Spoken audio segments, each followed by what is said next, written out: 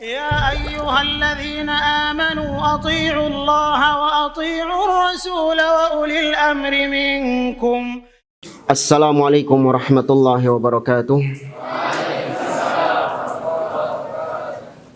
إن الحمد لله نحمده ونستعينه ونستغفره ونعوذ بالله تعالى من شرور أنفسنا ومن سيئات أعمالنا. من يهده الله فلا مضل له ومن يضلل فلا هادي له وأشهد أن لا إله إلا الله وحده لا شريك له وأشهد أن محمدا عبده ورسوله.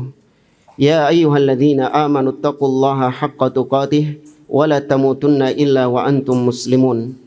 يا أيها الناس اتقوا ربكم الذي خلقكم من نفس واحدة وخلق منها زوجها وبث منهما رجالا كثيرا ونساء واتقوا الله الذي تساءلون به والأرحام إن الله كان عليكم رقيبا.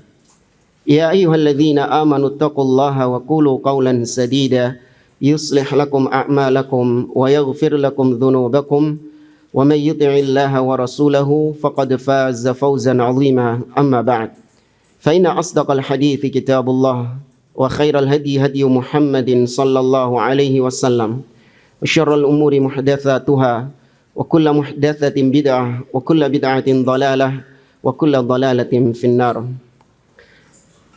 إخواني في الله رحمني ورحمكم الله. ففي هذا اليوم ألتقيكم في درس بعنوان الأجوبة المفيدة عن أسئلة المناهج الجديدة للعلامة صالح ابن فوزان الفوزان حفظه الله تعالى. الآن في أي سؤال في رقم كم؟ السادس. السؤال السادس. قال السائل, penanya mengatakan kepada Syekh, hal man intama ilal jama'ati yu'tabaru mubtadi'an.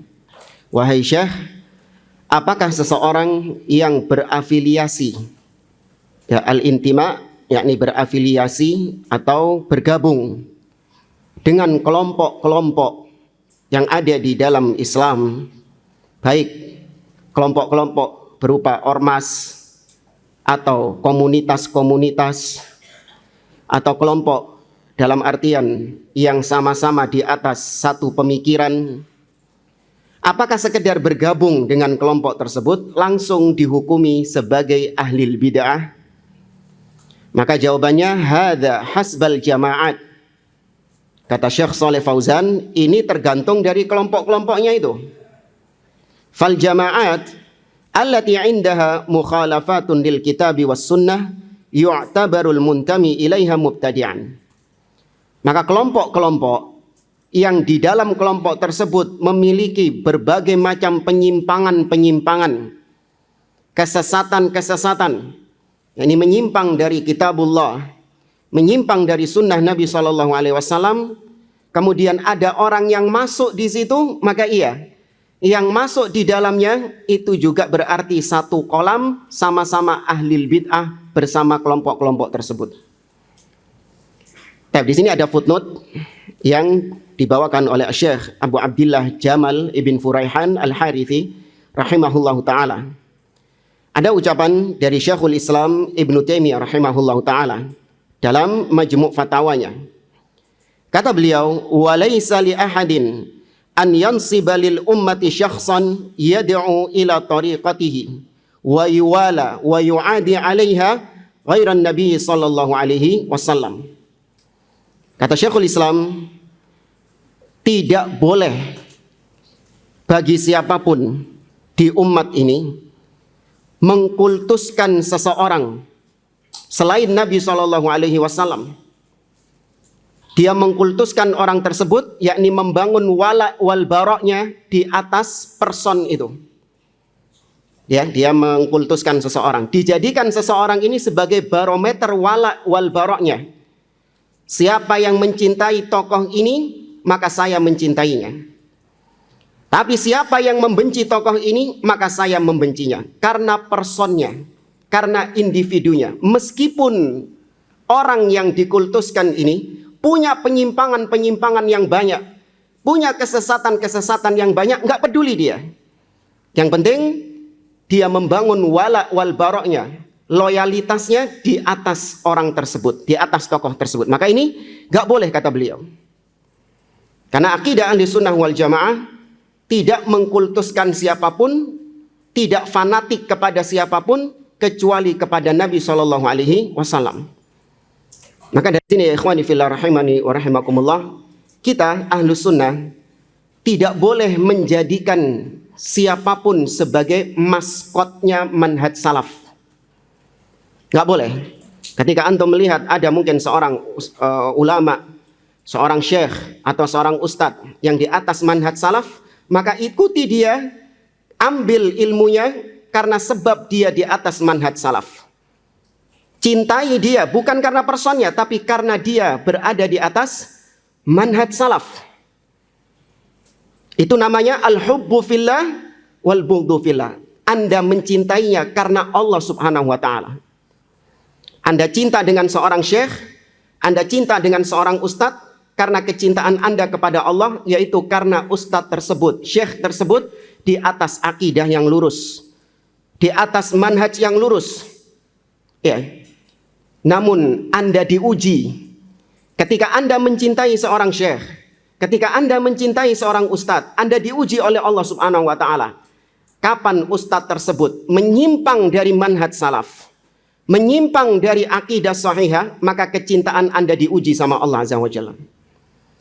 Kalau Anda memang benar-benar mencintai ustadz tersebut, mencintai syekh tersebut karena Allah, maka harusnya ketika ustadz tersebut menyimpang, maka berubah juga kecintaan Anda menjadi al-bughd, menjadi kebencian karena Allah Subhanahu wa taala.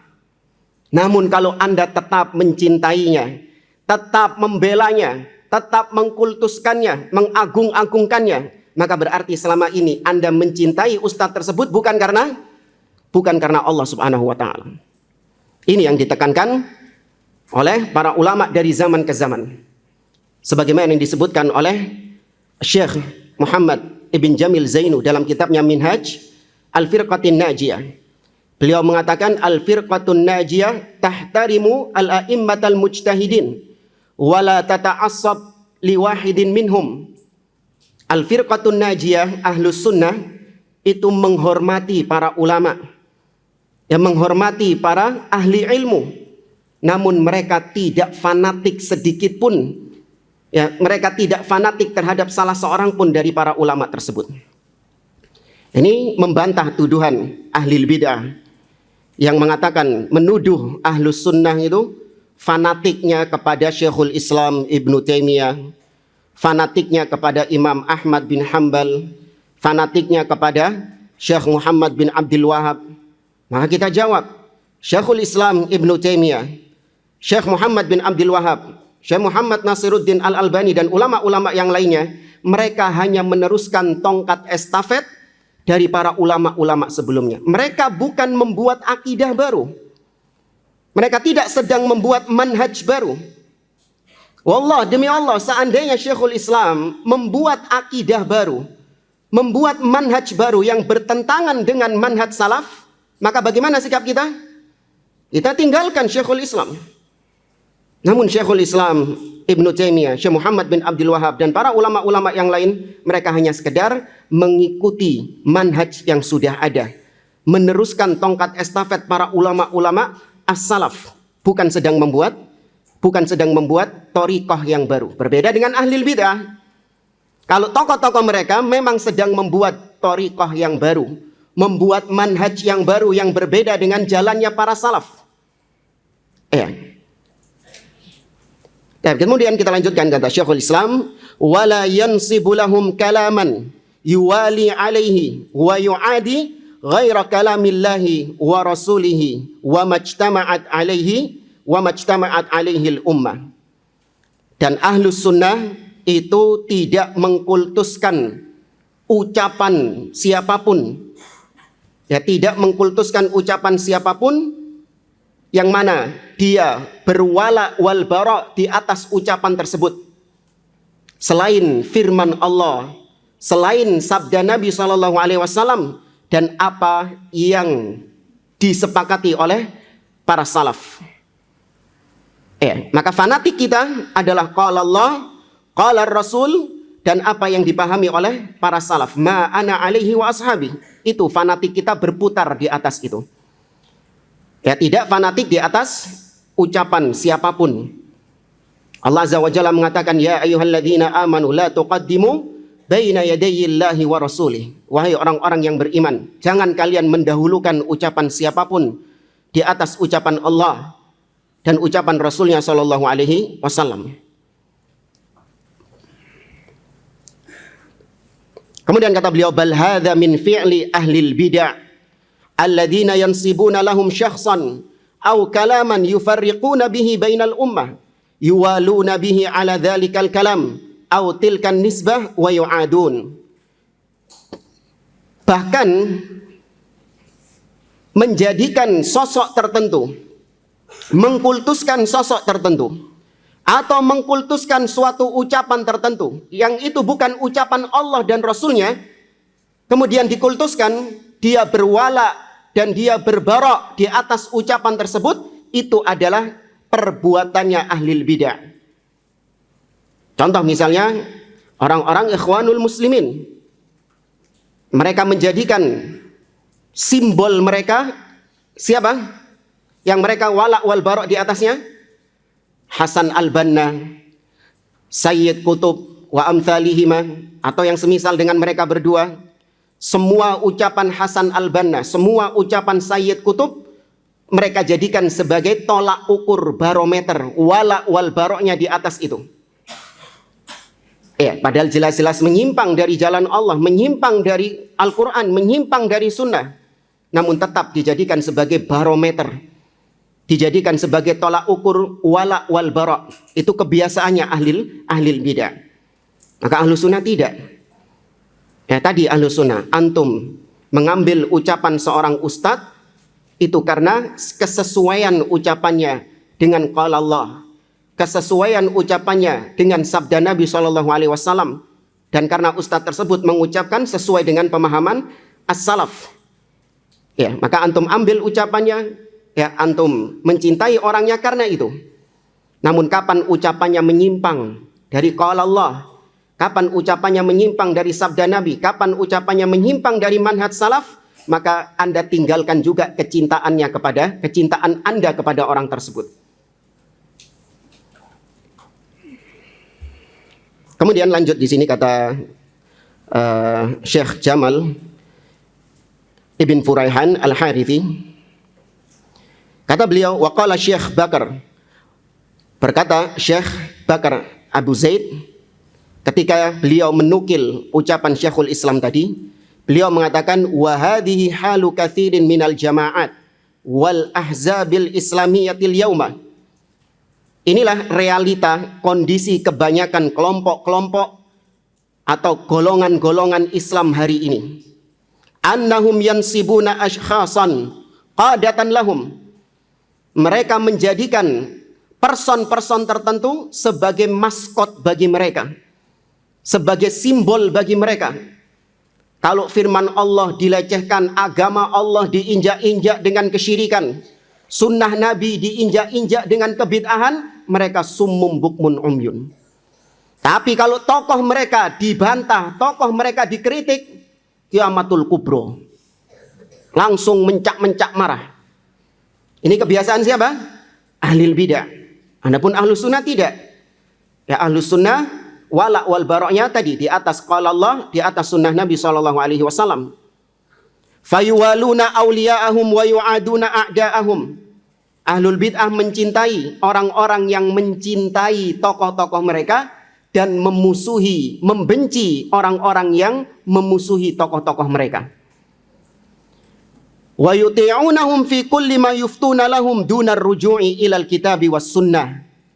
Ini tokoh-tokohnya ahlil bid'ah ini, mereka taati, sama ahlil bid'ah ditaati. Apapun yang diucapkan oleh tokoh-tokoh mereka itu seperti wahyu yang turun dari langit, ditaati sepenuhnya tanpa melihat apakah ucapannya, fatwanya itu sesuai dengan kitabullah, sesuai dengan sunnah Nabi SAW, nggak peduli.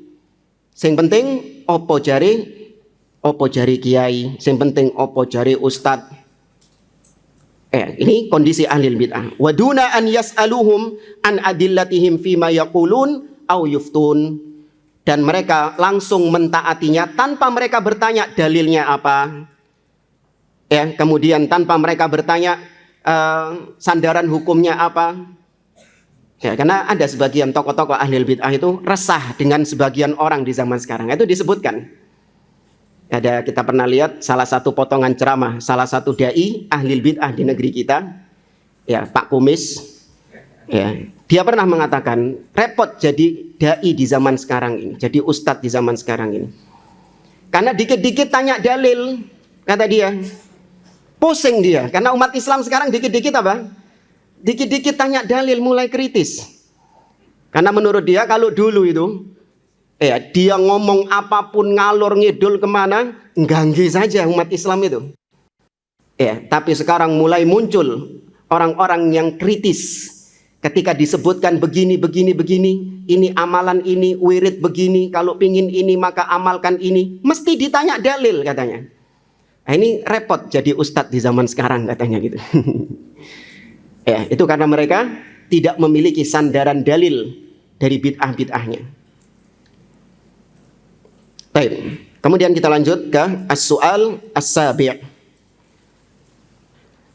Qala as-sa'il, ma ra'yukum fil jama'at ka hukmin 'am? Penanya bertanya kepada Syekh, wahai Syekh, bagaimana pendapat Anda tentang kelompok-kelompok yang dihukumi sama rata semuanya? Ini artinya pluralisme manhaj. Karena ada sebagian orang yang menganggap semua kelompok-kelompok di dalam Islam itu jangan dibeda-bedakan. Mereka semua sama-sama muslimun, sama-sama orang Islam. Jangan dibeda-bedakan, ini ahlus sunnah, ini ahlul bid'ah, ini ikhwanul muslimin, ini mu'tazilah, ini jahmiyah. Jangan. Mereka sama-sama muslimun. Bagaimana pendapat Anda? Dan maka dijawab oleh Syekh hafizahullah ta'ala, kullu man khalafa jama'ata ahli sunnati wal jama'ah atau ahli sunnah fahuwa dhal. Siapapun yang menyelisihi, siapapun tanpa terkecuali, siapapun yang menyelisihi ahlus sunnah dalam pokok-pokok akidah ahli sunnah, siapa yang menyelisihinya maka dia dhalun, dia tersesat, dia orang yang menyimpang. Ma indana illa jama'atun wahidah. Tidak ada bagi kita kecuali hanya satu jamaah saja. Ini sebagaimana Nabi SAW dalam hadis yang diriwayatkan dari sahabat Muawiyah bin Abi Sufyan, Nabi SAW mengatakan, kulluhum sataftariku ummati ala 73 firqah kulluha finnar illa wahidah. Qila man hum ya Rasulullah? Ma ana alaihi, qala ma ana alaihi wa ashabi. Qala wa fi riwayah qala al jamaah. Maka kata beliau, tidak ada di sisi kami kecuali hanya satu firqah, satu jamaah saja. Siapa mereka? Hum ahlus sunnati wal jamaah. Mereka lah ahlus sunnah wal jamaah. Ahlus sunnah karena mereka berpegang dengan sunnah, meninggalkan ar-ra'yu, meninggalkan orang-orang yang mulai beragama dengan akalnya, dengan rasio. Tapi ahlu sunnah menegaskan bahwa saya beragama, kita beragama dengan sunnah, dengan ajarannya Nabi SAW. Mereka disebut ahlul jamaah karena mereka bersatu di atas sunnah tersebut. Mereka bersatu di atas sunnah itu. Atau juga ahlul jamaah karena mereka senantiasa mendengar dan taat kepada penguasa kaum muslimin, yaitu bersama jamaatul muslimin yang di bawah kepemimpinan seorang pemimpin muslim. Mungkin akan ada pembahasan tentang makna al-jamaah. Kemudian kata beliau, wa man khalafa hadhil jamaah fahuwa mukhalifun liman hajir Rasul sallallahu alaihi wasallam. Maka barang siapa yang menyelisihi ahlus sunnah, menyelisihi di sini adalah dalam masalah-masalah yang tidak boleh ada khilaf di dalamnya. Perlu dijelaskan bahwa al-masail, masalah-masalah al-khilafiyah, al-masail al-khilafiyah naw'an. Masalah khilafiyah itu ada dua. Ini sering digoreng sama ahli bid'ah ya. Jangan suka nyinggung-nyinggung masalah khilafiyah katanya. Dikit-dikit khilafiyah. Oh itu kan khilafiyah, nggak usah dibesar-besarkan. Sampai pernah kita itu khutbah Jumat di salah satu masjid. Di mimbarnya itu ada tulisan gitu. Peringatan buat khotibnya. Yang pertama, khutbah maksimal 20 menit. Oke, siap. Kemudian yang kedua, khotib dilarang berbicara politik. Oh iya, siap. Ya, yang ketiga, khotib dilarang menyinggung masalah khilafiyah. Ini tanda tanya ini. Apa maksudnya masalah khilafiyah ini? Karena ini kalimat mujmal. Perlu tafsil, perlu rincian. Apa maksudnya kalimat masalah khilafiyah ini? Maka al-masail al-khilafiyah tanqasimu ila naw'ain. Terbagi menjadi dua. Yang pertama, al-masail allati yasuhul khilafu fiha. Yaitu masalah-masalah khilafiyah yang memang boleh berbeda pendapat di dalamnya. Wa aktsaruha fil fiqh atau fil ibadat atau fil muamalat. Kebanyakannya adalah perkara-perkara fikih. Kebanyakannya perkara-perkara muamalah, perkara-perkara ibadah. Kebanyakannya, meskipun nggak boleh dikatakan semuanya.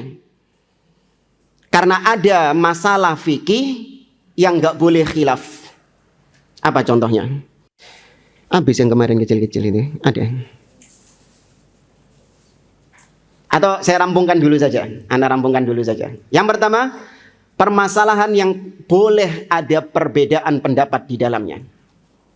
Ya, seperti ikhtalafal ulama fi miqdarin naum alladhi yanqudul wudu. Para ulama khilaf tentang kadar tidur yang bisa membatalkan wudu.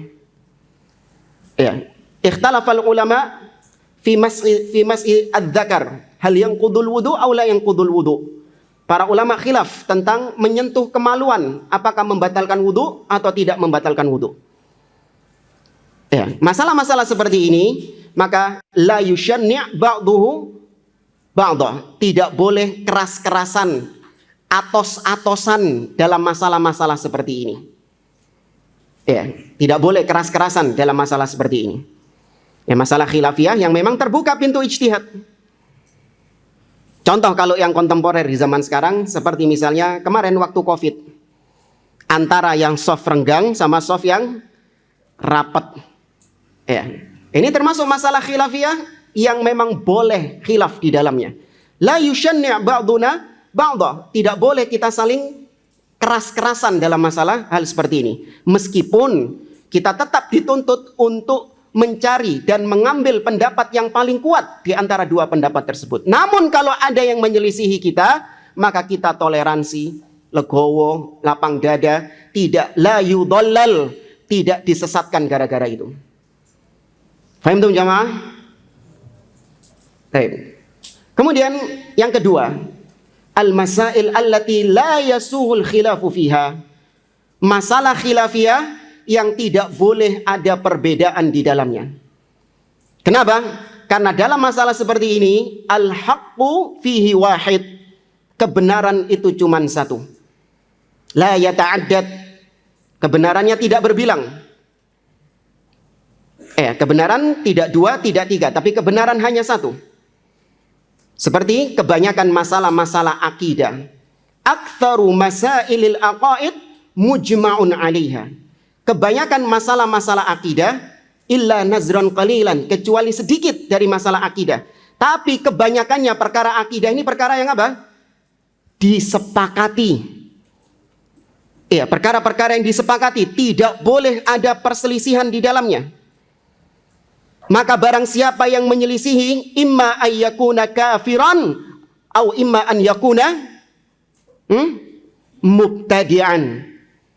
Kalau yang menyelisihi masalah ini yang kedua ini, kalau enggak kafir, maka dia ahlil bid'ah. Yudallal sahibuhu. Yang menyimpang maka disesatkan. Ya, wa yushaddad, harus dikerasi. Ya, wa yubayyin khata'ahu, harus dijelaskan penyimpangan-penyimpangannya. Ya. Maka jangan kebalik. Sebagian orang kebalik.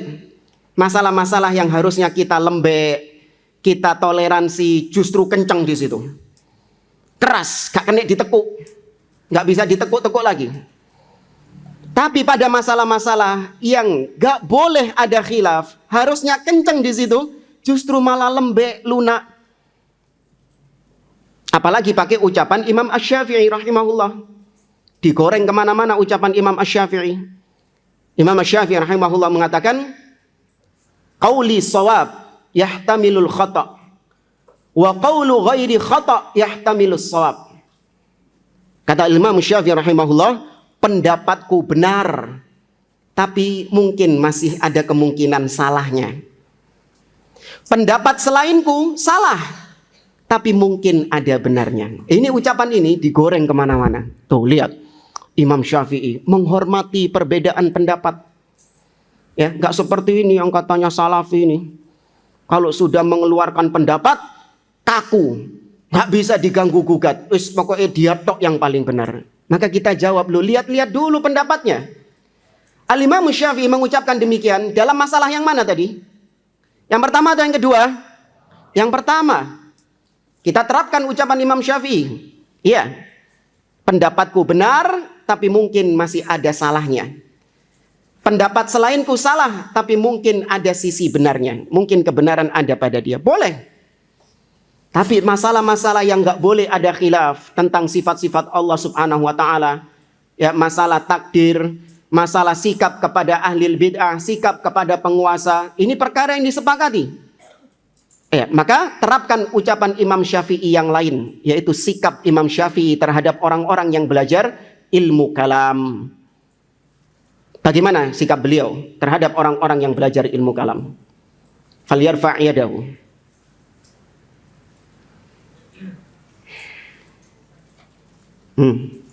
Nah, fadhal.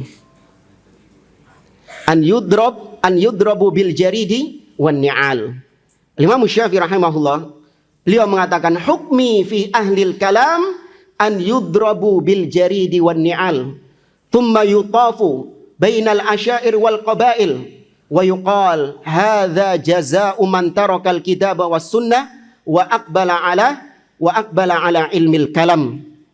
Kata beliau, hukumanku bagi orang-orang yang belajar ilmu kalam atau ilmu filsafat, maka mereka harus dipukul dengan pelepah kurma dan dipukul dengan sandal-sandal. Kemudian diajak tawaf keliling kampung-kampung. Ya, sambil dipukul-pukuli gitu. Diajak keliling-keliling kampung. Kemudian dikumandangkan, diumumkan kepada halayak ramai. Inilah balasan bagi yang belajar ilmu kalam dan meninggalkan Al-Quran dan Sunnah. Itu sikap Imam Syafi'i. Kalau tentang masalah-masalah yang tidak boleh ada khilaf, tidak boleh ada khilaf di dalamnya. Antum tadi tak kasih pertanyaan apa tadi? Hah? Yang saya bilang ana selesaikan ini dulu. Hah? Oh ya. Baik, siapa yang bisa menyebutkan masalah fikih, ya masalah fikih, tapi nggak boleh ada khilaf di dalamnya. Dan masalah akidah yang boleh ada khilaf di dalamnya. Karena tadi kan harusnya masalah fikih itu boleh khilaf, boleh berbeda pendapat. Masalah akidah nggak boleh berbeda pendapat. Ya, awalnya gitu. Tapi ada sedikit, nggak banyak, sedikit. Ada masalah akidah yang boleh berbeda pendapat, dan ada masalah fikih yang tidak boleh berbeda pendapat. Siapa yang bisa ngasih contoh?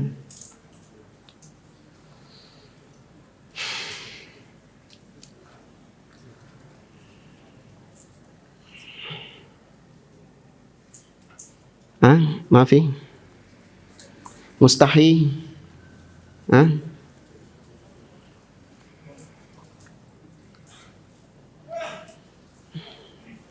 La ahad? Baik, labas. Masalah fikih misalnya yang tidak boleh ada perbedaan di dalamnya seperti wujubus shalah, tentang wajibnya salat.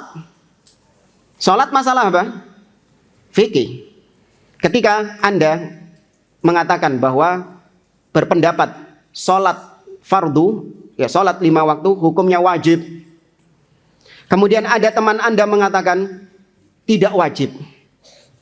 Ya, tapi mustahab kata dia.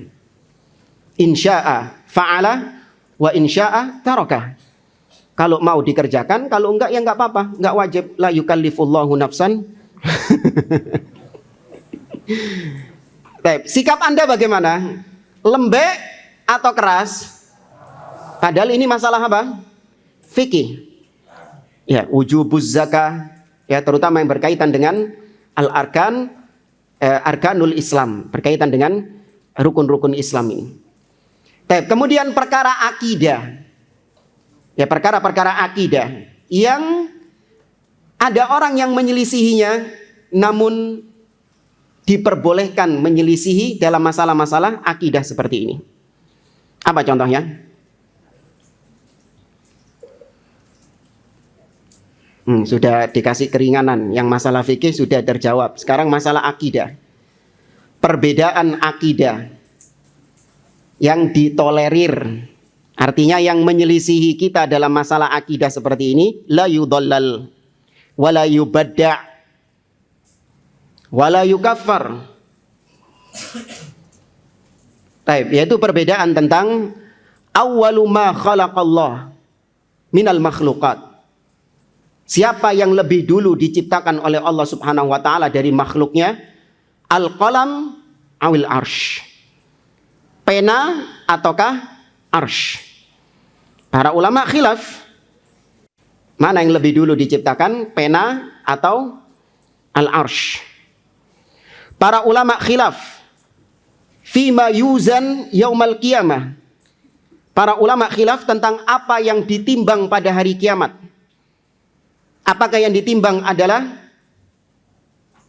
al-amal, amalan seseorang, ataukah yang ditimbang adalah as-sijillat, catatan-catatan amalnya, atau yang ditimbang adalah al-amil, orangnya itu yang ditimbang. Ya, dan masalah-masalah lain dalam perkara akidah. Ya, yang seorang boleh berbeda pendapat di dalam masalah ini. Namun perlu ditekankan bahwa semua perbedaan dalam masalah akidah masbukun bi ijma'in sabiq. Sebelumnya itu sudah ada kesepakatan. Sebelumnya sudah ada ijma'. Namun muncul khilaf setelahnya. Ya, muncul khilaf setelahnya. Kepanjangan kalau kita bahas terus masalah ini.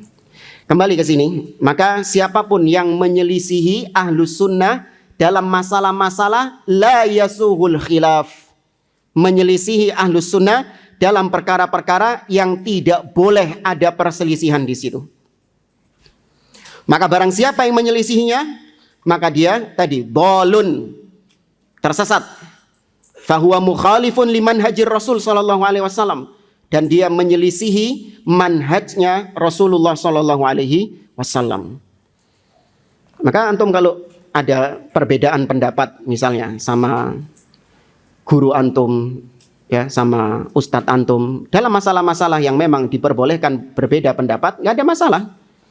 Tapi ingat, perbedaan pendapat yang antum pegang bukan karena antum cocok dengan pendapat itu. Ya, bukan karena hawa nafsu antum cocok dengan pendapat tersebut, tidak. Tapi memang antum menganggap dalil yang ada dalam pendapat ini itu lebih kuat daripada pendapat yang kedua yang antum selisihi. Ya, tapi kalau dalam masalah yang tidak boleh ada perbedaan, maka nggak boleh antum berbeda di situ. Kemudian kata Syekh, wa naqulu aidan, dan kita juga mengatakan, kullu man khalafa ahlas sunnati wal jamaah fahuwa min ahlil ahwa. Siapapun yang menyelisihi ahlus sunnah wal jamaah, maka dia adalah orang-orang pengekor hawa nafsu alias ahlil bidah. Wal mukhalafat takhtalifu fil hukmi bitadlil au bitakfir hasba kibariha wa sighariha wa bu'diha wa qurbiha minal haq. Dan namanya penyimpangan, kesesatan, ya, itu tidak satu tingkatan. Ya, al-khata' laisa ala darajatin wahidah. Penyimpangan itu tidak dalam satu level, tapi bertingkat-tingkat. Nah, kapan orang tersebut dikatakan ahlil bid'ah, sesat, menyimpang, atau bahkan dikafirkan, itu tergantung dari penyimpangan yang dia jatuh di dalamnya. Semakin jauh dari ajaran Nabi, semakin jauh dari manhaj salaf, maka iya, dia dikatakan kafir bahkan. Sebagaimana orang-orang Jahmiyah, Syiah Rafidhah, penyimpangan mereka sama nggak dengan penyimpangan seperti Asy'ariyah, Maturidiyah? Sama nggak? Meskipun sama-sama menyimpang, namun berbeda kadar penyimpangannya. Orang-orang Asy'ariyah, Maturidiyah, ya, atau yang Kullabiyah, yang semisal dengannya, mereka masih Muslim. Sedangkan seperti Jahmiyah atau Ar-Rafidhah itu banyak dikafirkan oleh para ulama karena kesesatannya itu sudah sangat parah. Jauh kesesatannya dari al-haq. Tapi di sini ada footnote. Kayaknya penting nggak footnote-nya ini?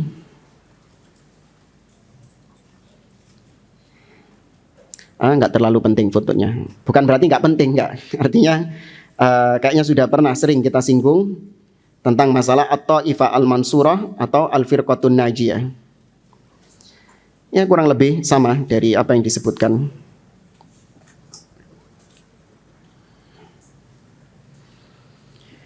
Tab as-su'al ats-tsamin. Su'ila asy-Syaikh hafizahullah taala, hal tukhalat al-jama'atu am tuhjar?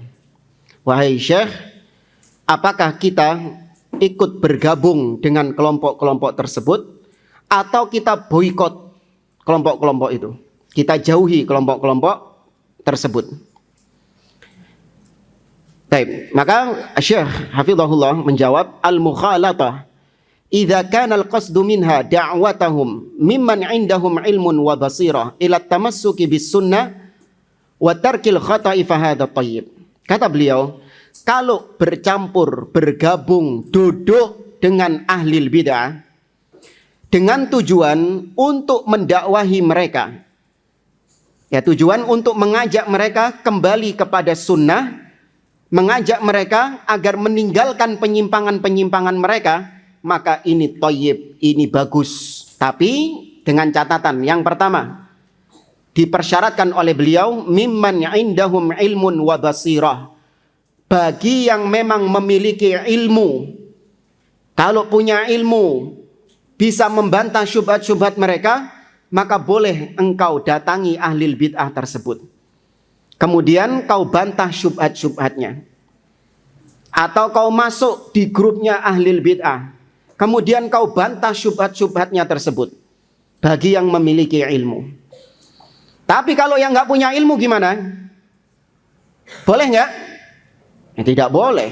Khusus bagi yang memiliki ilmu. Dan setiap orang tahu kadar dirinya masing-masing. Ya, pernah kita sampaikan di pertemuan yang lalu, kita su'udzon sama diri kita. Ya, jangan merasa kita ini ilmunya sudah tinggi sehingga nekat kita masuk-masuk di grup-grupnya ahli bid'ah dengan alasan ingin mendakwahi mereka, supaya mereka sadar dari kekeliruannya. Niat saya baik supaya mereka ini meninggalkan bid'ahnya dan berpegang dengan sunnah, mengikuti manhaj salaf. Maka saya masuk ke ormasnya, saya gabung ke yayasannya. Niatnya baik awalnya, tapi ternyata lama-kelamaan apa? Diwarnai sama mereka. Awalnya niatnya untuk mewarnai ahli bid'ah, ternyata masuk di sana dia yang diwarnai sama ahli bid'ahnya. Niat awalnya ingin gepui ahli bid'ah, gepui dalam tanda kutip, Maksudnya ingin menyadarkan ahli bid'ah, membantah syubhat-syubhat mereka. Ternyata begitu masuk di ormasnya ahli bid'ah, justru dia yang babak belur dihajar di situ. Satu orang ngelawan orang banyak. Tapi ini syarat yang pertama, dia harus memiliki ilmu. Kemudian di sini ada footnote. Kata beliau, "Hada sahihun bin nisbati lil afrad, fayumkin da'watuhum wa ta'thiru 'alaihim. Amma bi'tibari taghyiril manhaj wa ta'thiri 'ala rumuzihi fala yumkin bil jumlah, bal qad yu'athiruna 'ala man khalatahum badalan min an yata'atharu." Kata beliau, apa yang diucapkan oleh Syekh Shalih Fauzan tadi, yaitu boleh kita bergabung dengan ahli bid'ah, duduk di majelis mereka, ikut gabung sama kelompok mereka dengan tujuan untuk mendakwai mereka. Bagi yang memiliki ilmu itu benar, tapi kata beliau, kalau yang didakwai itu adalah person-personnya. Tapi kalau tujuannya adalah untuk merubah visi dan misi organisasi ahli bid'ah tersebut, yaitu dirubah ADART-nya, visi dan misinya, logonya dirubah, ya, kemudian tokoh-tokohnya itu dirubah semuanya, maka kata beliau, ini tidak mungkin secara kebiasaan. Mustahil secara kebiasaan. Bukan berarti kita meragukan kekuasaan Allah Subhanahu wa taala, tidak. Tapi beliau mengatakan demikian dilihat dari al-ghalib, kebiasaannya memang seperti itu. Antum masuk ke satu organisasi yang organisasi ini sudah mendarah daging kebid'ahannya, bahkan sudah ratusan tahun di atas kebid'ahannya. Antum tahu-tahu baru keluar dari Al-Kautsar, masuk sana ingin merubah organisasi ini menjadi organisasi Ahlus Sunnah. Gimana kira-kira? Ainal ukul. Iya. Kalau Anda orang kayak gitu, nanti kalau sudah keluar dari Al-Kautsar gimana? Saya mau masuk ke organisasi A. Saya mau masuk ke organisasinya Ikhwanul Muslimin. Terus saya rubah Ikhwanul Muslimin menjadi organisasi yang di atas manhaj salaf. Edan kon. Dihukumi gitu. Gak waras ente. Tapi kalau mempengaruhi, mendakwai orang-orang perorangan individu-individunya, mungkin nggak? Mungkin. Ya, ada anggota organisasinya itu kita deketi. Kemudian kita kasih dakwah, kita ajak dia kepada sunnah, kita bantah syubhat-syubhatnya. Ini masih mungkin bagi yang memiliki apa tadi? Ilmu. Bagi yang memiliki ilmu. Dan orang ngelihat ya, kalau yang dipengaruhi ini memang orang-orang yang dhaif, orang-orang yang lemah, yang bisa ditarik kepada sunnah, nggak apa-apa, didekati, diajak sedikit-sedikit kepada sunnah. Tapi kalau yang antum deketi ini meskipun satu orang, tapi ternyata tokoh mereka, asal nggak usah, jangan. Iya, ternyata yang antum dekati ini adalah gembongnya.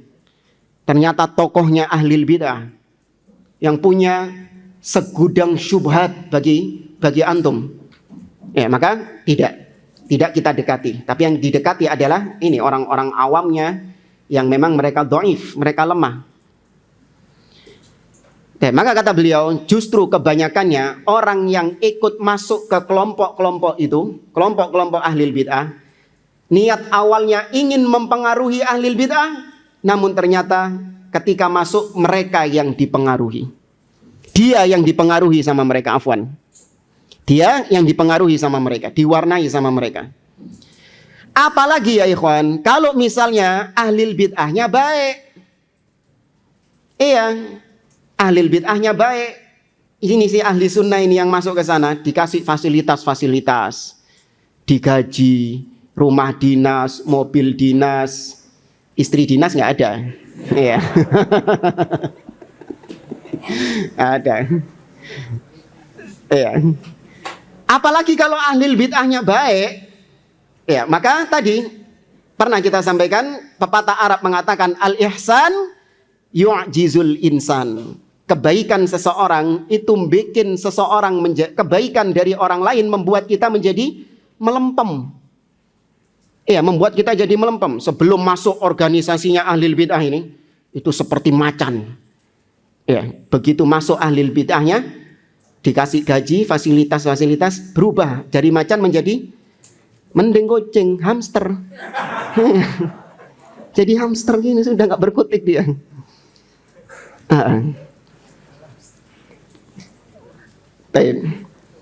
Allahul musta'an. Kata beliau, wa hadhil firaq umuman la takhruj fi da'watiha an ta'limati qadatiha ka firqatil ikhwanil muslimin wa firqatit tabligh.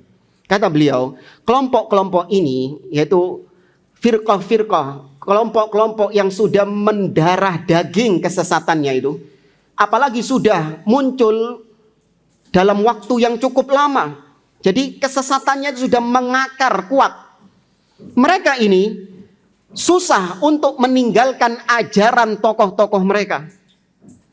Gak mungkin dilepaskan dari ajaran tokoh-tokoh mereka. Ana tanya kepada antum, mungkin gak Ikhwanul Muslimin, kelompok Ikhwanul Muslimin dipisahkan dari sosok Hasan al-Banna dan Sayyid Qutb? Gak mungkin. Orang ketika dengar Ikhwanul Muslimin pasti Hasan al-Banna, pasti Sayyid Qutb. Ini dua hal yang gak bisa dipisahkan. Terus ada orang tahu-tahu Ahlus Sunnah masuk ke Ikhwanul Muslimin, ingin untuk meninggalkan, supaya Ikhwanul Muslimin meninggalkan ajarannya Sayyid Qutb dan Hasan al-Banna. Ditendang ini Ahlus Sunnahnya. Ini Nabi ini, posisinya seperti Nabi ini, Hasan al-Banna ini. Kok mau ditinggalkan? Demikian juga firqah Jama'atut Tabligh. Ya, Muhammad Ilyas Al-Kandahlawi. Itu tokoh yang diagungkan oleh mereka. Hizbut Tahrir juga demikian. Ya, tidak bisa dihilangkan dari sosok Taqiyuddin An-Nabhani. Fakam nasahal mukhlisuna lahum wa kam kutiba fihim wa ilal an mahallakun rawih kama yuqal wa hakad dalil ala ma aqul. Kata beliau, berapa banyak nasihat-nasihat yang sudah diucapkan oleh orang-orang yang tulus untuk menasihati mereka. Berapa banyak kitab-kitab yang sudah ditulis untuk membantah mereka ini. Namun tetap mereka berada di atas penyimpangan-penyimpangan mereka. Tapi di sini ada yang menarik dari ucapannya Hasan al-Banna yang dinukil oleh beliau dari kitab Majmu' Rasail. Tulisannya Hasan al-Banna, kumpulan Rasail, risalahnya Hasan al-Banna. Tahta unwan mauqifuna minad da'awat. Di situ ada tulisan yang berjudul sikap kita terhadap kelompok-kelompok dakwah-dakwah kontemporer. Jadi Hasan al-Banna itu menulis tentang bagaimana sikap Ikhwanul Muslimin terhadap kelompok-kelompok dakwah yang ada sekarang ini. Lihat, kelihatan bagaimana hizbinya mereka. Ya, lihat bagaimana hizbinya mereka. Kata Hasan al-Banna, mauqifuna minad da'awatil mukhtalifa an nazinaha bimizani da'watina. Sikap kita terhadap kelompok-kelompok dakwah yang ada sekarang, maka kita timbang dengan dakwah kita. Jadi barometer timbangannya apa? Organisasi. Barometer timbangannya adalah dakwah kita, yakni dakwah Ikhwanul Muslimin. Fama wafaqaha famarhaban wa ma khalafaha fanahnu bara'un minhu. Yang sesuai dengan dakwah kita, kata Hasan al-Banna, maka welcome to the club. Selamat datang, kita sambut dia. Tapi yang menyelisihi dakwah kita, dakwah Ikhwanul Muslimin, dakwah mereka ini apa sih tujuannya? Meraih kekuasaan, meraih kepemimpinan. La yahtammuna bitauhid, la yuharibuna syirka wal bid'ah. Mereka tidak mementingkan masalah tauhid, tidak mementingkan masalah akidah, tidak memerangi kesyirikan, tidak memerangi kebid'ahan. Bahkan mereka mesra dengan ahlil bid'ah. Maka barang siapa yang menentang dakwah kita, maka kita berlepas diri dari mereka. Ini namanya hizbiyah yang sejati. Tolak ukur bukan dari kitabullah, bukan dari sunnah, bukan dari pemahaman as-salaf, Tapi tolak ukur dilihat dari organisasinya, dakwahnya dia. Ini baru namanya hizbiyah yang sejati. Ini baru hizbi yang sebenarnya. Ya, bukan ketika kita wala wal baroknya kita di atas Al-Quran dan Sunnah, kita membantah siapapun yang menyimpang dari Al-Quran dan Sunnah, kemudian kita dituduh hizbi. Hizbi dari mana? Yang hizbi itu jelas-jelas, yaitu yang mengukur segala sesuatu dengan organisasinya, mengukur segala sesuatu dengan kelompoknya. Ya, itu hizbiyah yang sejati. Kemudian kita lanjutkan di sini, kata beliau, kata Syekh Shalih Fauzan, wahad thayyib, kata beliau, kalau yang seperti tadi kita sebutkan, maka itu bagus. Ya, antum datang ke seorang ahli bid'ah, person, individu, jangan masuk organisasinya, awas.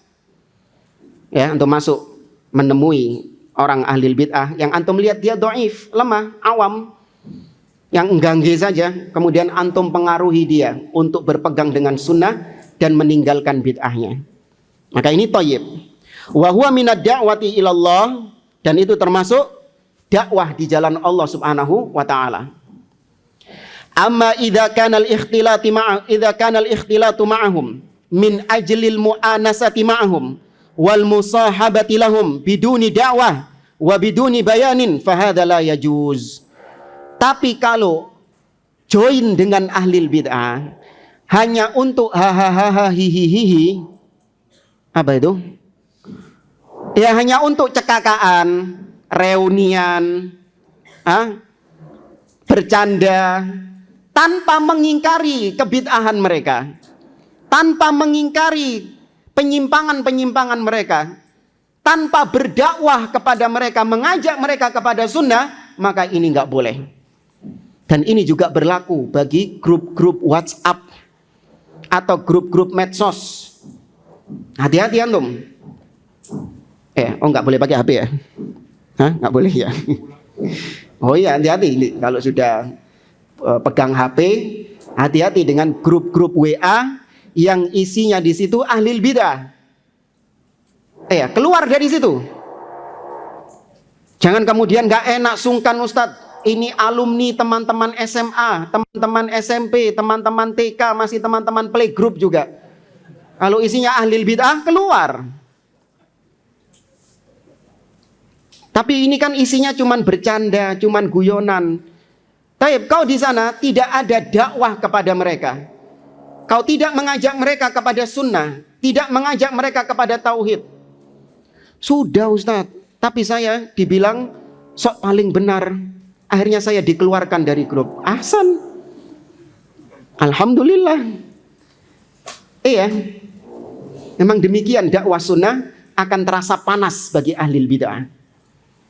Ya, dakwah sunnah akan terasa panas dari orang-orang yang menyimpang. Maka hati-hati, keluar dari grup-grup seperti itu. Jangan dengan alasan dakwah, saya mendakwai mereka kok Ustadz. Tapi ternyata antum seorang diri, sedangkan di sana satu grup itu semuanya ahli bid'ah. Antum setiap hari cuman posting satu saja, yang ahli bid'ah berapa kali postingnya? Ribuan sudah. Ya, antum cuman satu. Setiap hari antum dijejali sama syubhat mereka. Kemudian kata beliau, fala yajuzu lil insani. Sudah selesai. Fala yajuzu lil insani an yukhalatal mukhalifin illa ala wajhin fihi faidatun syar'iyyah min da'watihim ilal islamis sahih wa tawdihil haqqi lahum la'allahum yarji'un. Maka tidak boleh bagi seseorang berbaur dengan orang-orang yang menyimpang kecuali apabila ada manfaat syar'i di dalamnya. Apa manfaat syar'inya? Mendakwahi mereka kepada Islam yang sahih, menjelaskan kepada mereka kebenaran agar mereka kembali kepada kebenaran tersebut. Ya, agar mereka kembali kepada al-haq. Kemudian dicontohkan di sini kata beliau, kama dhahaba Ibnu Mas'udin radhiyallahu anhu ilal mubtadi'ah alladzina fil masjid wa waqafa alaihim wa ankara alaihim bid'atahum. Sebagaimana Abdullah bin Mas'ud ketika dikabari bahwa di masjid ada halaqah-halaqah zikir yang bid'ah, di mana masing-masing halaqah mereka memiliki bebatuan yang mereka gunakan untuk berzikir. Masing-masing halaqah dipimpin oleh seorang pemimpin. Ketika pemimpinnya mengatakan kabbiru mi'ah, bertakbirlah 100 kali, maka mereka pun bertakbir 100 kali, dihitung dengan kerikil-kerikil tadi. Allahu Akbar, Allahu Akbar, Allahu Akbar, Allahu Akbar. Sudah, sabbihu mi'ah, kata pemimpinnya, bertasbihlah 100 kali. Subhanallah, subhanallah, subhanallah, dan seterusnya. Maka ketika Abdullah bin Mas'ud datang, Abdullah bin Mas'ud menegur mereka. Abdullah bin Mas'ud menyemprot mereka. Abdullah bin Mas'ud mengatakan, waihakum ya ummata Muhammad, ma asra'a halakatakum. Celaka kalian wahai umat Muhammad, alangkah cepatnya kalian menyimpang, alangkah cepatnya kalian binasa. Haula'i sahabatu nabiyyikum sallallahu alaihi wasallam mutawafirun. Para sahabat Nabi kalian masih ada di sekeliling kalian. Wa hadza thiyabuhu lam yabla. Pakaian-pakaian Nabi masih belum usang. Wa aniyatuhu lam tuksar. Bejana-bejana Nabi juga masih belum rusak. Artinya baru kemarin Nabi itu wafat. Lah kok cepet kalian menyimpang? Iya, alangkah cepatnya kalian menyimpang, baru kemarin Nabi wafat. Maka Abdullah bin Mas'ud mengatakan, a'innakum la'ala millatin hiya ahda min millati Muhammad au muftatihu babi dhalalah. Apakah kalian menganggap bahwa cara kalian ini lebih baik daripada cara yang telah diajarkan Nabi SAW dahulu? Atau pilihan kedua, memang sengaja kalian ini buka pintu-pintu kesesatan? Ini lemah lembut atau keras? Semprot keras itu. Kemudian mereka mengatakan, ya Aba Abdirrahman, wahai Abdullah bin Mas'ud yang kunyahnya Abu Abdirrahman, ma aradna illal khair. Tujuan kami baik. Iya, kami ini bukan berzina, kami ini bukan mencuri, kami bukan minum khamr. Ini biasanya orang awam kan gitu dalilnya. Kan kita niatnya baik. Kok disesat-sesatkan? Kok disalah-salahkan? Mestinya kalian itu sana loh, memerangi orang yang minum khamr, main judi, yang berzina. Itu yang kalian perangi. Kok malah orang-orang yang berzikir berjamaah, yang maulid Nabi, itu terus yang digasak. Ya sudah kita bantah ya pada pertemuan yang lalu. Mana yang lebih asyad? Ayyuhuma asyad? Al bid'ah amil maksiyah? Al bid'ah. Ya. Kemudian kata mereka, ma'aratna illal khair. Tujuan kami baik. Maka Abdullah bin Mas'ud mengatakan, wa kam mim muridin lil khair fala yusibah. Berapa banyak orang-orang yang menginginkan kebaikan, namun mereka tidak mendapatkan kebaikan itu. Kenapa? Caranya yang salah. Ya, caranya salah. Kemudian kata beliau, wa Ibnu Abbasin radhiyallahu anhuma dhahaba ilal khawarij wa nadharahum wa dahadha syubahahum wa raja'a minhum man raja'. Demikian juga yang dilakukan oleh Abdullah bin Abbas radhiyallahu anhuma. Beliau pergi berbaur dengan orang-orang khawarij. Tapi apakah tujuannya cuma untuk ngopi sama orang khawarij? Kaif antum bkhair ya antum gitu. Ngakak-ngakak gini. Tidak. Abdullah bin Abbas datang ke tempatnya orang khawarij. Di mana? Di mana ini ketika Abdullah bin Abbas mendatangi orang khawarij? Masmul makan fi ayyi qaryah. Yang mana orang khawarij akhirnya terkenal dengan nama ini. Yarfa'nya dulu. La ahad.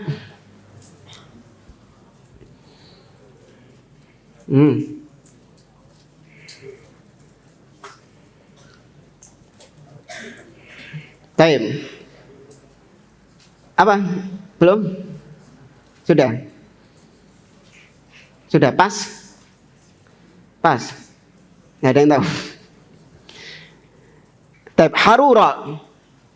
Ya, Harura. Yang dari situ orang-orang Khawarij juga disebut dengan Haruri. Ya, Haruri. Sebagaimana Abul Aliyah pernah mengatakan, Innallaha qad an'ama alayya ni'matain fala adri ayyahuma afdal. Allah memberikan aku dua nikmat yang aku tidak tahu mana di antara dua nikmat ini yang paling besar. Yang pertama, anhadani lil Islam. Allah memberikan aku hidayah di atas Islam. Dan yang kedua, walam yaj'alni haruriyan. Dan Allah tidak menjadikan aku sebagai haruri. Haruri di sini artinya apa? Khawarij. Tidak dijadikan sebagai ahli bid'ah. Itu nikmat ya ikhwan. Jangan dianggap nikmat itu cuman fulus, ya, nikmat berupa makanan yang enak, pakaian, ya, kendaraan. Tidak. Di antara nikmat yang patut untuk kita pertahankan yaitu Allah tidak menjadikan kita sebagai ahli bid'ah. Itu nikmat dari Allah Subhanahu wa taala. Taib, Abdullah bin Abbas mendatangi orang-orang Khawarij. Tujuannya adalah untuk mendebat mereka, untuk membongkar kesesatan-kesesatan mereka dan menyadarkan mereka dari kesalahan.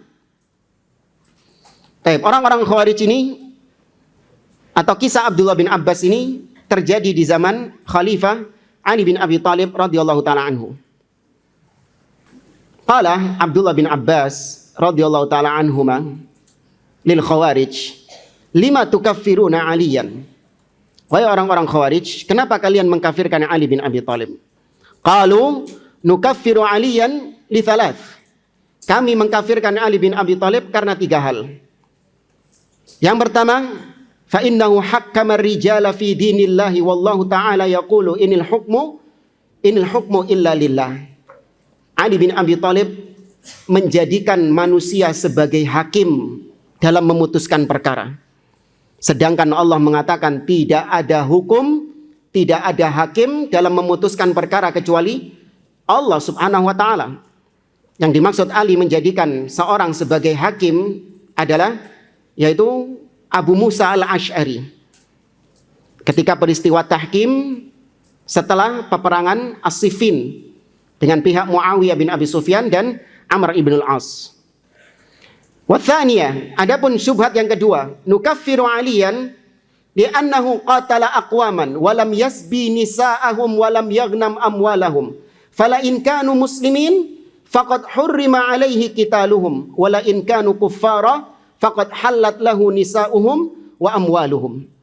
Ali bin Abi Thalib memerangi suatu kaum, yakni yaqsuduna Talha wa Zubair wa Aisyah fi ma'rakah Al-Jamal.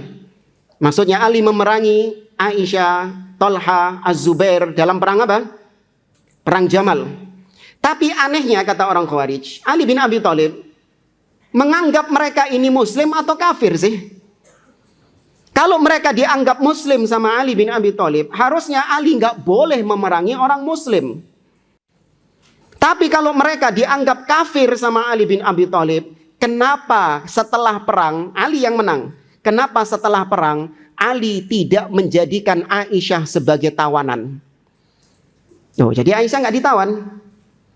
Dan kenapa kok hartanya tidak dijadikan sebagai apa?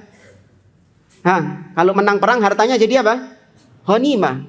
Kenapa nggak diambil hartanya Aisyah? Ya ini Ali ini bingung, ini yang diperangi sama dia ini siapa? Muslim atau kafir? Yang ketiga, tanazala Aliyun an sifati amiril mu'minin fit tahkim. Fa illam yakun amiran lil mu'minin fahuwa amirun lil kafirin. Ali bin Abi Thalib menurunkan statusnya sebagai amirul mu'minin ketika peristiwa tahkim, yaitu perjanjian dengan pihak Muawiyah bin Abi Sufyan. Maka kalau Ali menurunkan statusnya sebagai amirul mu'minin, dia bukan amirnya orang-orang mukmin, bukan pemimpinnya orang-orang mukmin. Maka kalau bukan pemimpinnya orang-orang mukmin, berarti pemimpinnya orang-orang kafir. Fa illam yakun amiran lil mu'minin fahuwa amirun lil kafirin. Baik, ini tiga syubhatnya orang-orang Khawarij dalam mengkafirkan Ali bin Abi Thalib. Famar raddu alaihim. Apa bantahan Abdullah bin Abbas kepada mereka? Qala Abdullah bin Abbas, ammal ula taqulun fa inna aliyan hakkama ar-rijala fi dinillahi wallahu ta'ala yaqulu inil hukmu illa lillah. Faqala Abdullah bin Abbas, dulluni bi kitabillahi atahkimur rijal lihaqni dima'il muslimina aula am tahkimur rijal fi arnab thamanuhu rub'u dirhamin aula. Wahai orang-orang Khawarij, saya mau tanya kepada kalian. Kalian mengatakan bahwa Ali kafir karena Ali menjadikan manusia sebagai hakim yang memutuskan hukum. Padahal hukum hanya milik Allah Subhanahu wa ta'ala. Oke, saya tanya kepada kalian, mana yang lebih penting? Menjadikan manusia sebagai hakim dalam memutuskan perkara pada masalah yang tujuannya adalah untuk menekan, meredam tertumpahnya darah kaum muslimin. Itu yang dilakukan Ali bin Abi Thalib. Ya, menjadikan Abu Musa al-Asy'ari sebagai hakim untuk meredakan gejolak yang selama ini terjadi dari peperangan-peperangan kaum muslimin. Mana yang lebih utama? Yang dilakukan Ali ataukah menjadikan seseorang sebagai hakim untuk menentukan kelinci buruan yang harganya cuma 1/4 dirham? In syi'tum taqra'una qala Allah Ta'ala. Kalau kau mau baca firman Allah Subhanahu wa ta'ala, ya ayyuhalladzina amanu la taqtulus sayda wa antum hurum wa man qatalahu minkum muta'ammidan fajaza'un mithlu ma qatala minan na'am yahkumu bihi dhawa adlin minkum. Wahai orang-orang yang beriman, jangan kalian membunuh hewan buruan sedangkan kalian dalam keadaan ihram. Barang siapa yang membunuh hewan buruan tatkala ihram, maka balasannya semisal dengan hewan buruan tersebut yang putusannya diserahkan kepada 2 orang hakim yang adil. Tuh, urusan mateni hewan yang dimisalkan sama Ali kelinci, bukan hamster tadi, kelinci ini. Harganya berapa? 1/4 dirham. Murah. Tapi hukumannya Allah suruh untuk menyerahkan putusannya kepada siapa? Hakim, kepada manusia. Ini urusan kelinci saja boleh hukumnya diserahkan kepada manusia. Lah masa Ali bin Abi Thalib yang urusannya lebih pelik, urusannya lebih urgen daripada kelinci, kok kalian kafirkan? Kemudian ditanya lagi, atahkimur rijal lihaqni dima'il muslimina aula am tahkimur rijali fis sulhi bainar rajuli wa imra'atihi aula? Mana yang lebih berhak menjadikan manusia sebagai hakim dalam memutuskan perkara untuk meredam tertumpahnya darah kaum muslimin, atau menjadikan manusia sebagai hakim untuk islah antara suami dan istri?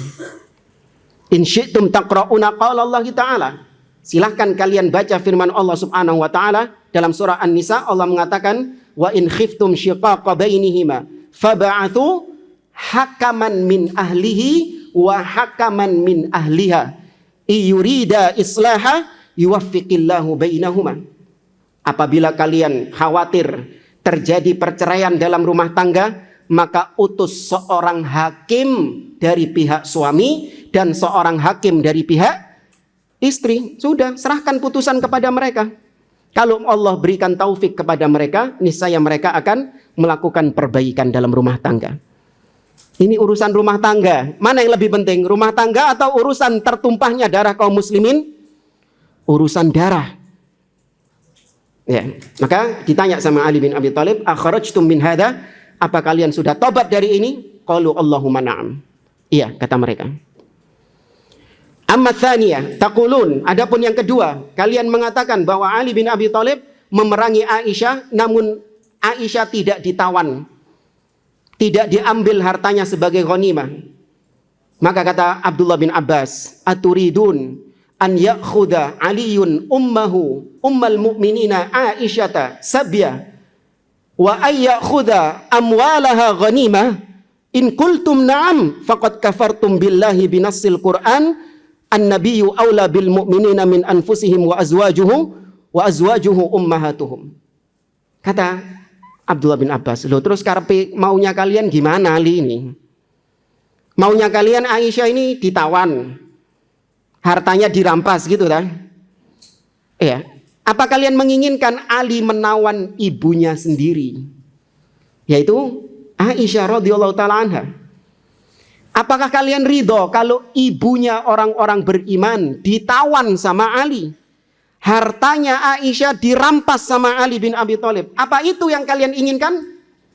Kalau kalian mengatakan iya, berarti kalian kufur terhadap firman Allah yang menyatakan bahwa ibunya orang-orang beriman itu siapa?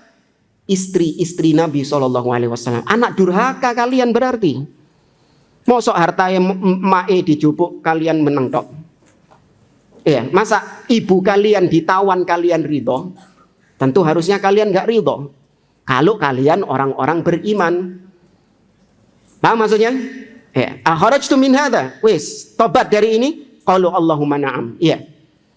Yang ketiga, Ali bin Abi Thalib dikafirkan gara-gara menurunkan statusnya sebagai Amirul Mukminin ketika perjanjian dengan pihak Muawiyah bin Abi Sufyan. Iya, Ali bin Abi Thalib tidak menyatakan dalam surat perjanjian itu statusnya sebagai Amirul Mukminin. Dihilangkan sengaja sama Ali bin Abi Thalib. Kenapa? Karena ketika itu Muawiyah masih belum mengakui kekhalifahan Ali bin Abi Thalib. Karena Muawiyah menuntut untuk Ali bin Abi Thalib segera memutuskan hukuman kepada pembunuhnya siapa? Utsman bin Affan. Maka dihapus statusnya sebagai Amirul Mukminin cuman untuk perjanjian damai dengan pihak Muawiyah. Sudah, supaya nggak ada lagi pertumpahan darah. Ngalah Ali bin Abi Thalib itu demi namanya as-sulh, demi namanya perjanjian damai. Kata Abdullah bin Abbas, laqad tanazala Rasulullah sallallahu alaihi wasallam an sifatir risalati yaumal Hudaybiyah. Kata Abdullah bin Abbas, lo kalian nggak tahu tak? Iya, nggak tahu mereka, karena tidak ada seorang sahabat pun di barisannya orang-orang Khawarij. Nggak ada seorang sahabat yang ikut kelompoknya Khawarij, nggak ada. Abdullah bin Abbas, seorang sahabat Nabi, mengatakan dulu ketika perjanjian Hudaybiyah, Nabi SAW menghilangkan statusnya sebagai Rasulullah, sebagai sang utusan Allah. Ini lebih daripada Ali bin Abi Thalib. Kalau Ali bin Abi Thalib menghilangkan status sebagai Amirul Mukminin, ini menghilangkan status sebagai Rasulullah. Dan yang ajaib jamaah, alladzi kataba bunudal aqdi fi sulhil Hudaybiyah Ali nafsuhu. Yang menulis poin-poin perjanjian Hudaybiyah itu Ali bin Abi Thalib. Kama thabata fi sahihain an Al-Bara' ibn Azib, dari hadis Al-Bara' ibn Azib. Awalnya ditulis ini di surat perjanjian ini. Dengan ceritanya Nabi mau umroh sama sahabat, sampai di daerah Hudaybiyah nggak boleh masuk. Sama siapa? Suhail bin Amr. Ya, tokoh Quraisy yang bernama Suhail bin Amr. Ketika itu masih musyrik. Nggak boleh masuk. Akhirnya berdebat alot, bikin suatu perjanjian. Ketika nulis perjanjian itu, ditulis di situ, hadza ma qada alaihi Muhammadun Rasulullah. Inilah kesepakatan yang disepakati oleh Muhammad sang utusan Allah dengan Suhail bin Amr orang Quraisy. Ditulis itu. Nanti baru poin-poin perjanjiannya. Nanti kan ditandatangani bersama kan, gitu kan? Suhail bin Amr menolak. Suhail bin Amr menolak. Kenapa alasannya? Kalau di situ ditulis Rasulullah, kata dia, ma sadatnaka anil baiti wa ma qatalnak. Kalau kau tulis di situ Rasulullah dan nanti saya tanda tangani, saya setujui, maka berarti saya mengakui kau itu Rasulullah. Sedangkan orang Quraisy tidak mengakui kalau Muhammad itu Rasulullah. Walakin uktub Muhammad ibnu Abdillah. tulis Muhammad bin Abdullah, nggak usah pakai Rasulullah. Bagaimana sikap Nabi? Nabi mengatakan kepada Ali bin Abi Thalib, ya Ali, umhu Rasulullah. Wahai Ali, hapus itu tulisan Rasulullah. Ya, berat Ali bin Abi Thalib. Akhirnya dihapus sendiri sama Nabi SAW. Demi apa? Demi terciptanya as-sulh, meredam gejolak, demi untuk perdamaian. Rela. Nabi sampai mengatakan, inilah Rasulullah wa in kadzabtumuni. Ya nggak apa-apa wis, saya tetap Rasulullah kok. Meskipun kalian mendustakan saya tetap Rasulullah. Maka kata Abdullah bin Abbas, atanazala Rasulullahi an sifatir risalati yaumal Hudaybiyah lis-sulh wa la yatanazalu Aliyun an sifatil imarati lis-sulh. Lah kalau Nabi saja boleh menurunkan statusnya sebagai Rasulullah demi perdamaian, lah kenapa Ali kok nggak boleh menurunkan statusnya sebagai Amirul Mukminin demi perdamaian?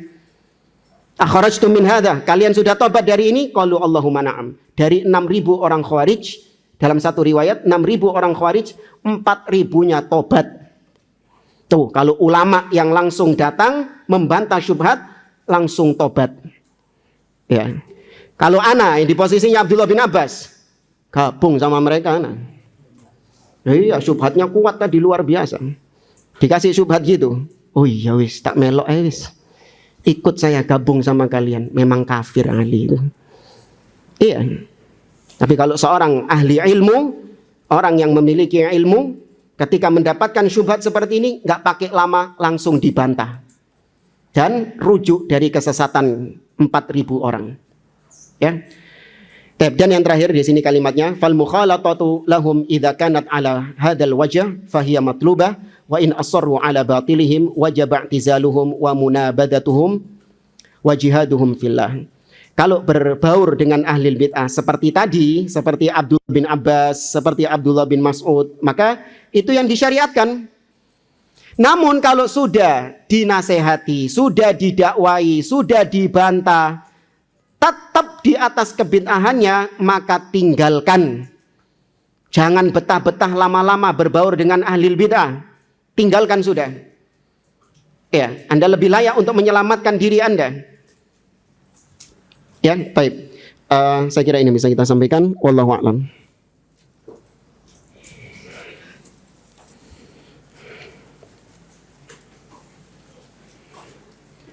Assalamualaikum Ustaz. Mal maksud bi fiqhil waqi'? Qad mararna. Aina ant? Qad mararna, na'am? Ayo.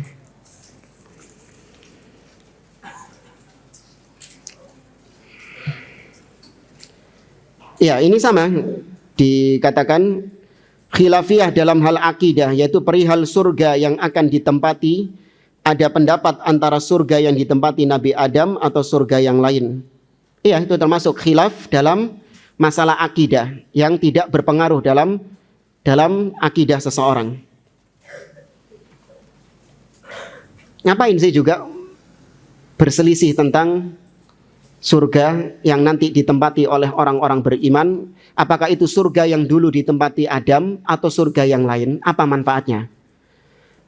Apa manfaatnya? Yang penting kita mengimani surga, fiha naim. Di dalam surga ada kenikmatan-kenikmatan. Sudah, mau di situ Adam dulu di situ atau Adam dulu beda tempatnya, pengaruh nggak?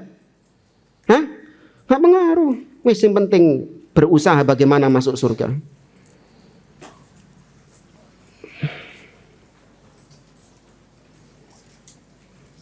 Assalamualaikum Ustaz. Waalaikumsalam. Apa yang dimaksud Wahabi dan apa rinciannya? Karena kemarin saat di rumah ada ustadz-ustadz yang dakwah sunnah, lalu dikatakan oleh orang awam itu ustadz Wahabi. Ya, Wahabi adalah julukan yang disematkan oleh orang-orang yang mengajak manusia kepada tauhid, menyeru manusia kepada sunnah, ya, memerangi kesyirikan, memerangi kebid'ahan. Itu dijuluki oleh ahli bid'ah dengan Wahabi. Diambil dari nama Syekh Muhammad bin Abdul Wahab. Ya, diambil belakangnya Wahabi. Ya, padahal kita tahu namanya Wahhab, Al-Wahhab itu diambil dari Al-Asma Al-Husna. Salah satu nama Allah Subhanahu wa taala Al-Wahhab. Rabbana la tuzigh qulubana ba'da idh hadaitana wa hab lana min ladunka rahmah innaka anta Al-Wahhab. Ya, niatnya mereka ingin mencela, namun ternyata justru diambil dari nama Allah Subhanahu wa taala, yaitu Al-Wahhab, sebaik-baik nama. Itu pun diplesetkan sama mereka. Naudzubillah. Anda lihat sebagian komentar-komentarnya ahli bid'ah itu, mereka memelesetkan Wahabi menjadi Wahbabi, kata mereka. Iya. Itu nggak sadar mereka kalau yang sedang mereka plesetkan itu adalah asma Allah Subhanahu wa taala. Tapi ya itulah, memang ahli bid'ah itu tidak ada takutnya dengan Allah Subhanahu wa taala. Mereka berucap apapun yang mereka ucapkan, apapun yang mereka inginkan. Naudzubillah. Rincian masalah Wahabi ini panjang, tapi intinya seperti itu. Itu hanya julukan-julukan yang dibawakan oleh ahli bid'ah untuk menjauhkan umat dari sunnah, menjauhkan umat dari tauhid. Padahal Syekh Muhammad bin Abdul Wahhab tidak membawa ajaran baru. Apa yang didakwahkan oleh Syekh Muhammad bin Abdul Wahhab adalah sebagaimana tadi, meneruskan tongkat estafet para ulama-ulama sebelumnya. Ya, beliau tidak membawa ajaran yang baru. Seandainya Syekh Muhammad bin Abdul Wahhab membawa ajaran baru yang berbeda dengan ajaran salaf, maka kita tinggalkan. Tidak kita ikuti Syekh Muhammad bin Abdul Wahhab. Nah, hadza wallahu a'lam bissawab. Aqulu qawli hadza wa sallallahu wa barak ala nabiyyina Muhammad wa ala alihi wa sahbihi ajma'in wa jazakumullahu khairan. Wassalamualaikum warahmatullahi wabarakatuh.